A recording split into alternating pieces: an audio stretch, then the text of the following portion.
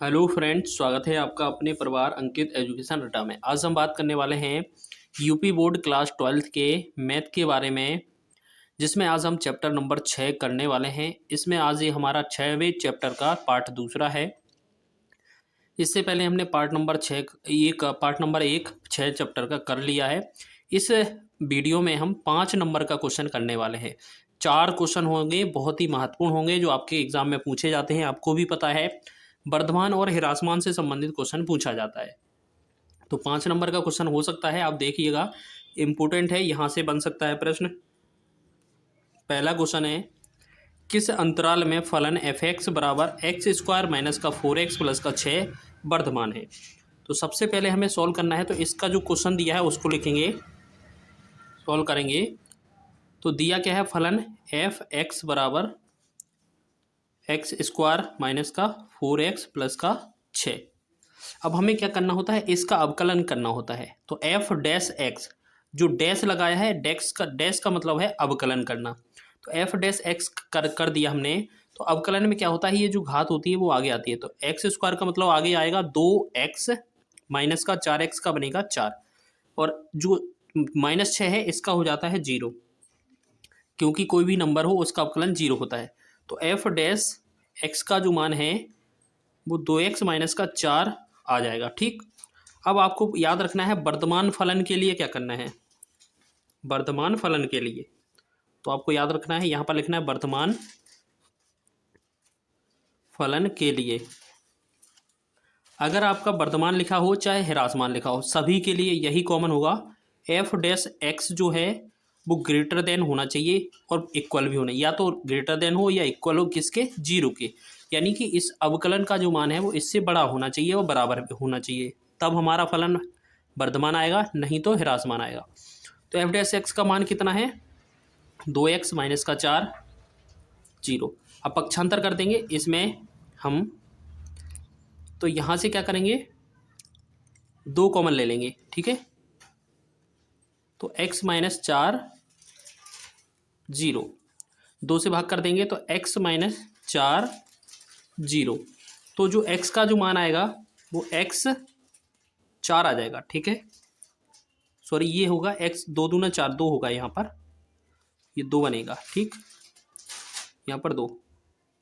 ठीक है, या आप ऐसे भी कर सकते थे, इसको पक्षांतर करते 4 इधर आता, 2 से काट देते तब भी 2 आ जाता, तो हमारा 2 बना। ठीक है, तो आपको एक चीज़ याद रखना है, संख्या रेखा पर आप ऐसे बनाते हैं तो यहाँ पर 0 होगा, इधर माइनस का अनंत होगा, तो इधर प्लस का अनंत होगा, इधर क्या होगा, माइनस का अनंत, इधर आपका जो संख्या वो लिखेंगे, इधर क्या होगा, प्लस का अनंत। ठीक है, तो आप एक बात बताइए, यहाँ पर या तो 2 आएगा आंसर या 2 से बड़ा आएगा, तो हमारा जो अंतराल बनेगा कौन सा, ये वाला बनेगा, कि या तो 2 आएगा या 2 से ज़्यादा कुछ होगा, अनंत तक जा सकता है, तो ये वाला है। आपको ये डायग्राम नहीं बनाना है, बस आपको समझाने के लिए था। ठीक है, ये संख्या रेखा है एक तरीके से, यहाँ पर 1 होगा, फिर यहाँ पर 0 होगा, फिर इधर माइनस में जाएंगे, इधर प्लस में जाएंगे। तो आपको क्या करना है, 2 से आगे तक, यानी कि या तो 2 आंसर बराबर में हो सकता है या 2 से ज़्यादा। तो आपको इस अंतराल में, ये जो है आपका अंतराल, उसमें आपका वर्धमान फलन होगा। अतः हम लिखेंगे 2 कॉमा अनंत। ठीक है, यहाँ पर इस तरीके से ब्रैकेट लगाएंगे, अतः 2 कॉमा अनंत पर फलन वर्धमान है, वर्धमान है। बहुत ही अच्छा लेवल का क्वेश्चन है, बहुत ही कम नंबर में ये पूछा जाता है, छोटा वाला, लेकिन बड़ा वाला क्वेश्चन आपका 5 नंबर में पूछा जा सकता है। ठीक है, चलिए सेकंड क्वेश्चन बनाएंगे हम। सेकंड क्वेश्चन देख लीजिए, दिखाइए कि फलन एफ एक्स बराबर 7x स्क्वायर माइनस का 3 और पर एक फलन वर्धमान है, मतलब ये वर्धमान फलन है कि नहीं है ये बताना है। तो जब हम इसको सॉल्व करेंगे तो सबसे पहले हम क्या लिखेंगे, फलन लिखा हमने 7x स्क्वायर माइनस का 3। अब इसका हम क्या करते हैं, अवकलन। तो एफ डैश एक्स से निकालते हैं, और 7x स्क्वायर का 7 दूना 14x माइनस का 0। तो इसे एफ डैश एक्स का जो मान आएगा वो कितना आएगा, 14x माइनस का 0, मतलब 0 नहीं आएगा, क्योंकि अब 0 तो हो ही गया था, अभी आ गया हमारा 14x, हमारा इसका सॉल्यूशन। अब एक बात बताइए, वर्धमान फलन ज्ञात करना था, एक बात करिए, F dash x greater than equal ये है हमारा 0 के। तो एफ डैश एक्स का मान यहाँ पर रखेंगे, ये 14x, यहाँ पर 0 लिखेंगे। अब एक बात बताइए, हमारा जो ये मान है वो हमारा 0 से बड़ा है? बिल्कुल है। जो हमारा मान है वो 0 से बड़ा है कि नहीं है? बिल्कुल है। तो हम कह सकते हैं कि जो फलन है, अतः एफ एक्स जो x है वो 0 से, जो क्वेश्चन में लिखा था ये वाला, ठीक है,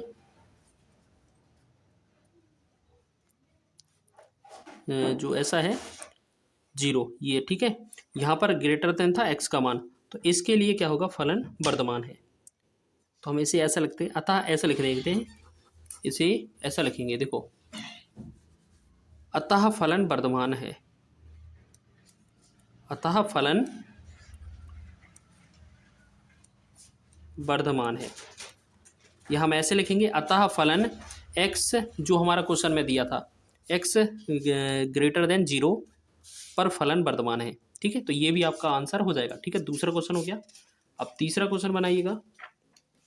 चलिए तीसरा क्वेश्चन देख लीजिए। वह अंतराल ज्ञात कीजिए जिसमें फलन 2x³ माइनस का 3x² माइनस का 36x प्लस का 7 वर्धमान है। तो हम इसको सॉल्व करेंगे, ये थोड़ा लॉन्ग जाएगा क्वेश्चन। तो हमारा जो फलन है उसको लिखेंगे, फलन क्या है, 2x³ माइनस का 3x² माइनस का 36x प्लस का 7।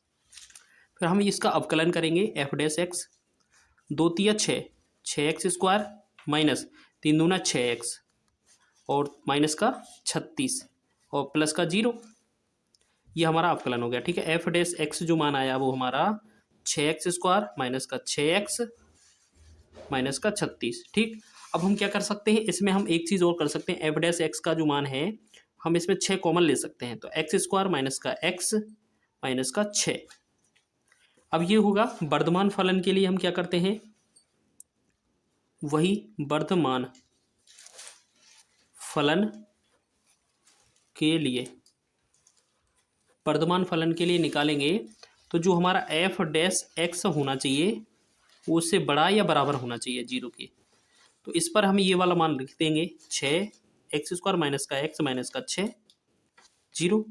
ये 6 है, हम इस तरफ 0 में भेज देंगे और इसका कर देंगे गुणनखंड। तो ये मध्य पद वाला गुणनखंड है, बीजगणितीय गुणनखंड। तो x² माइनस का 3x प्लस का 2x माइनस का 6 और ये 0। ये 6 कहाँ चला गया, इस 0 के बटा में, यानी कि 0 में भाग दिया तो 0 हो गया ये। अब यहाँ इनमें हम कॉमन करेंगे तो x माइनस 3 हो जाएगा, प्लस 2 करेंगे तो x माइनस 3 हो जाएगा। जिसमें गुणनखंड बनेंगे गुणनखंड बनाएंगे, जिसमें नहीं बनेगा वो नहीं बनाएंगे, ठीक है। तो इसमें जो गुणनखंड आएंगे हमारे x माइनस 3 और x प्लस 2। अब इस दोनों के बिंदु निकालेंगे तो x माइनस 3 और x प्लस 2, तो यहाँ पर जो x का मान आएगा वो क्या आ जाएगा, 3 प्लस का, और यहाँ पर जो x का जो मान आएगा वो माइनस का 2। यानी कि आपने ये बिंदु निकाल लिए। तो आपको चेक करना है, एक संख्या रेखा आपको बनाकर दिखाते हैं, थोड़ा सा आपको क्या है, संख्या रेखा बनाते हैं इस तरीके से। जैसे आपने देखा इस तरफ आपका होता है प्लस का अनंत और इस तरफ जो होता है आपका माइनस का अनंत, ठीक। तो आपको ये बिंदु क्या रखने हैं, एक तो -2, एक 3 प्लस, यानी कि अगर आप इधर -2 रखते हैं तो इस तरफ आपका +3 आएगा, फिर इधर 4 आएगा, ऐसे 5, और इस तरफ जाएंगे तो 2 3 माइनस माइनस के अनंत तक जाएंगे। तो हमारे जो बिंदु बनेंगे अंतराल, ये आपको चित्र नहीं बनाना है, याद रखना। ये हम क्या है आपको थोड़ा रफली समझा रहे हैं। ये आपका जो अंतराल बनेगा, एक तो आपका ये बन जाएगा, दूसरा आपका ये बनेगा, तीसरा आपका ये बनेगा। तो क्वेश्चन में हमसे यही पूछा था कि अंतराल कौन कौन से हैं, ठीक है। तो हमने देखा इनमें से एक चीज़ और लिख लेते हैं, इसकी सारणी बना लेते हैं, थोड़ी क्या है सारणी बना लेते हैं। तो यहाँ पर हम लिखेंगे थोड़ा सा, यहाँ पर क्या है लिखेंगे, थोड़ी सी एक लैंग्वेज लिखनी है। कैसे, हम यहाँ पर लिखेंगे अंतराल, ठीक है, अंतराल लिखा हमने। फिर हम यहाँ पर लिखेंगे एफ डैश एक्स, मतलब अवकलन का चिन्ह है। और इसके बाद जो एफ एक्स है, इसकी लिखेंगे प्रकृति। प्रकृति मतलब ये क्या है, ह्रासमान होगा कि वर्धमान होगा। पहला जो अंतराल है हमारा, पहला अंतराल हम क्या मान रहे हैं, माइनस अनंत से लेकर माइनस का 2। ठीक है, तो इसमें हम देख रहे हैं, अगर हम इसमें हमारा जो मान है ये, इसमें पहला जो अंतराल है माइनस अनंत से माइनस 2, अगर ये माइनस और ये माइनस है, अगर हम माइनस का और माइनस का अगर गुणा करते हैं तो हमारा क्या होता है, धनात्मक बनता है, धनात्मक। तो धनात्मक पर जो अवकलन की प्रकृति आएगी वो कैसी आएगी, निरंतर वर्धमान, यानी कि प्लस करने पर हमारा वर्धमान होगा। दूसरा है -2 और 3, यानी कि -2 और 3 प्लस का। तो हमने क्या देखा, एक माइनस है और एक प्लस है, तो जब माइनस और प्लस होगा तो हमारा क्या बनेगा, ऋणात्मक। इसे हम थोड़ा और अच्छे से लिखेंगे यहाँ पर। ठीक है, यहाँ पर क्या हो जाएगा, ऋणात्मक। तो आपका जो प्रकृति रहेगी वो कैसी आएगी, निरंतर ह्रासमान। ठीक है, और तीसरा जो हमारा बिंदु था, अंतराल था 3 से लेकर प्लस अनंत, यानी कि 3 से लेकर प्लस अनंत, तो 3 और अनंत प्लस का। तो इसमें हमारा पहला प्लस है और दूसरा भी प्लस है, तो इन दोनों को प्लस करेंगे या गुणा करेंगे इनका, तो हमारा क्या बनेगा, धनात्मक। तो धनात्मक वाली स्थिति में क्या होता है, निरंतर वर्धमान, निरंतर वर्धमान। तो क्वेश्चन में हमसे पूछा था कि वर्धमान किस किस फलन में है, तो आपको पता है वर्धमान इस वाले में आया, इस वाले में आया, तो हम क्या लिखेंगे इसके बाद, अतः अंतराल माइनस अनंत -2 और 3 अनंत पर फलन वर्धमान है। ठीक है, फलन वर्धमान है। अब ठीक है, अगर आपसे ह्रासमान भी पूछा होता तो हम दूसरा वाला अंतराल बता देते, जिससे हमारा दूसरा वाला आंसर हो जाता। ठीक है, अब एक लास्ट क्वेश्चन और कर लीजिएगा आप, एक चौथा प्रश्न है उसको और देख लीजिए, इसी बेस पर आधारित है। ठीक है, तो क्वेश्चन में क्या लिखा है, फलन f(x) 4x³ माइनस का 6x² माइनस का 72x प्लस का 30 के लिए अंतराल ज्ञात कीजिए जिसमें फलन वर्धमान तथा ह्रासमान हो। अब मतलब इसमें दोनों निकालने हैं, तो जो हमारा सॉल्यूशन उसमें आया था वैसा ही सॉल्यूशन करना है सेम। तो हमारा क्या है, फलन पहले लिखेंगे, फलन f(x) बराबर है 4x³ माइनस का 6x² माइनस का 72x प्लस का 30। फिर इसके बाद हम क्या करते हैं, अवकलन। तो अवकलन करेंगे, f' आएगा 4 तिया 12x² हो जाएगा, माइनस का 6 दूना 12x माइनस का 72। ठीक है, और इधर प्लस का 0 हो जाएगा क्योंकि नंबर का 0 होता है। f' का जो मान निकालेंगे हम, तो 12x² माइनस का 12x माइनस का 72। अब इसमें एक चीज़ और लिख सकते हैं हम, f' इसमें क्या है, 12 सभी में कॉमन है, तो यहाँ पर x² माइनस का x माइनस का 6, 12 × 72। अब हमने क्या लिखा, वर्धमान और ह्रासमान के लिए, तो अब हमें क्या लिखना है, वर्धमान और ह्रासमान के लिए, तो वही वाली सॉल्यूशन करनी है जैसा हमने पिछले में किया था। ठीक है, तो क्या लिखेंगे, वर्धमान व ह्रासमान के लिए, तो इसके लिए करेंगे, तो हमारा ये वाला जो है, पहले f' वो बड़ा और बराबर होना चाहिए 0 के, तो इस तरीके का आपका होगा, f' ग्रेटर देन और इक्वल 0। तो इसके बाद हम क्या करेंगे, इसका जो हमारा वैल्यू है ये वाला रखेंगे, तो 12x² माइनस का x माइनस का 6 0। अब 12 हम इधर ले जाएंगे, 0 में चला जाएगा, तो x² माइनस का x माइनस का 6 और ये वाला 12 इधर 0 हो जाएगा। ठीक है, 12 में अगर 0 में 12 का भाग करते तो 0 ही आता। अब इसका गुणनखंड करेंगे तो x² माइनस का 3x प्लस का 2x माइनस का 6 और 0, इसका गुणनखंड करेंगे तो x common, x minus 3 plus का 2 कॉमन, तो x माइनस 2 तिया 6। अगर आपको ये बहुपद वाला गुणनखंड नहीं आता है तो कमेंट करिएगा, इससे अलग से वीडियो बना दिया जाएगा सरल से सरल बहुपद बना समझने के लिए आपको। x माइनस 3 और x प्लस 2, आपके ये दोनों गुणनखंड हो जाएंगे। ठीक है, अब हमें क्या करना है, इनके मान निकालने हैं। तो x माइनस 3 0 और x प्लस 2 0 बराबर। अब हम इसमें मान निकालेंगे तो x का जो मान आएगा वो कितना, 3 उधर आएगा प्लस में आ जाएगा। ठीक है, और इसका जो मान आएगा वो x दूसरी तरफ जाएगा -2। तो इसके लिए जो अंतराल बनेगा हमारा, तो क्या बनेगा, वही सेम, देखो यही वाले बिंदु आए हैं जो पिछले क्वेश्चन में थे, तो हम सीधा ही अंतराल लिख देते हैं। अतः जो अंतराल रहेगा, अतः देखो, तो यहाँ पर क्या लिखेंगे हम, यहाँ पर जो अंतराल रहेगा आपका वो वैसे ही लिख देंगे, अतः अंतराल, ये वही वाले हैं पिछले वाले, क्योंकि देखो एक 3 आया था, एक -2 आया था, तो हमारा जो पहला अंतराल बनता है वो माइनस अनंत से लेकर माइनस वाला 2 तक, दूसरा जो बनता है -2 से लेकर 3 तक, -2 से लेकर 3 तक, और तीसरा जो बनता है वो 3 से लेकर अनंत तक, तो 3 से लेकर प्लस के अनंत तक। ठीक है, अब इनका हमें वर्धमान ह्रासमान बताना है, कौन से फलन पर है, कौन से फलन पर वर्धमान है, कौन से पर ह्रासमान है। तो इसके लिए हमने एक सूची बनाई थी, आपने देखा होगा। पहले लिखा था हमने अंतराल,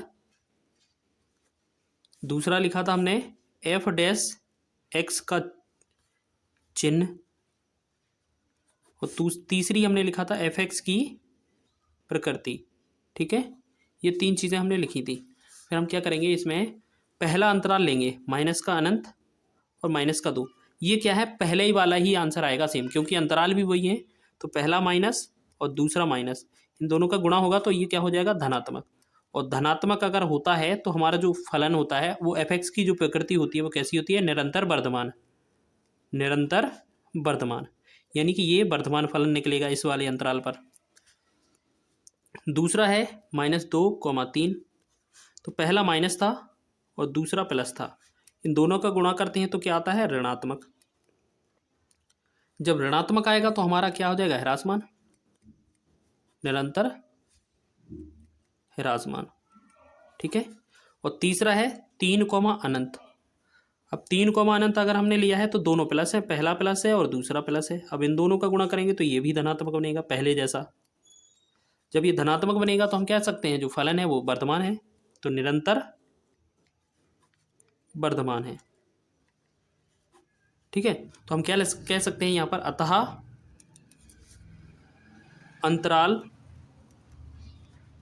अंतराल, माइनस अनंत, -2 तथा 3, अनंत, ये वाले दोनों पर फलन वर्धमान है, एवं जो दूसरा वाला फलन है माइनस एवं अंतराल -2, 3 पर फलन ह्रासमान है। ठीक है, तो ये ह्रासमान और वर्धमान से संबंधित क्वेश्चन पूछा गया था, तो ये आपका कंप्लीट होता है। चारों क्वेश्चन कहीं ना कहीं आपको एग्जाम में देखने को मिलेंगे।